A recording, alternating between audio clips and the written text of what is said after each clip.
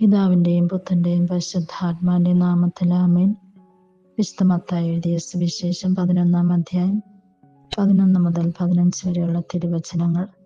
അക്കാലത്ത് യേശു ജനക്കൂട്ടത്തോട് അരുൾ ചെയ്തു, സത്യമായി ഞാൻ നിങ്ങളോട് പറയുന്നു, സ്ത്രീകളിൽ നിന്നും ജനിച്ചവരിൽ സ്നാപയോഹനേക്കാൾ വലിയവനില്ല. എങ്കിലും സ്വർഗരാജ്യത്തിലെ ഏറ്റവും ചെറിയവൻ അവനേക്കാൾ വലിയവനാണ്.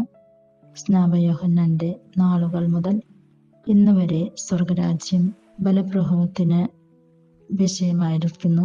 ബലവാന്മാർ അത് പിടിച്ചെടുക്കുന്നു. യോഹന്നാൻ വരെ സകല പ്രവാചകന്മാരും നിയമവും പ്രവചനം നടത്തി. നിങ്ങൾ സ്വീകരിക്കാൻ തയ്യാറാണെങ്കിൽ ഇവനാണ് വരാനിരിക്കുന്ന ഏലിയ.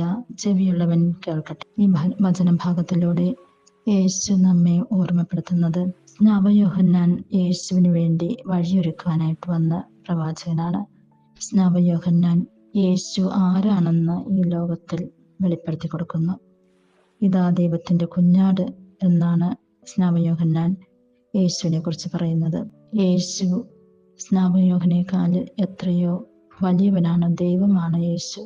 സ്നാപയോഹനനെ കുറിച്ച് പറയുമ്പോഴും സ്ത്രീകളിൽ നിന്നും ജനിച്ചവരിൽ സ്നാപയോഹനനേക്കാൾ വലിയവൻ വേറെയില്ല എന്നുള്ളതാണ് പറയുന്നത്.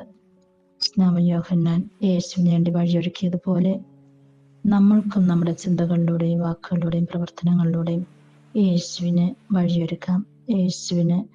യേശുവിനെ അനേകം പേര് അനുകരിക്കുവാനായിട്ട് നമുക്ക് വഴി തുറക്കാം.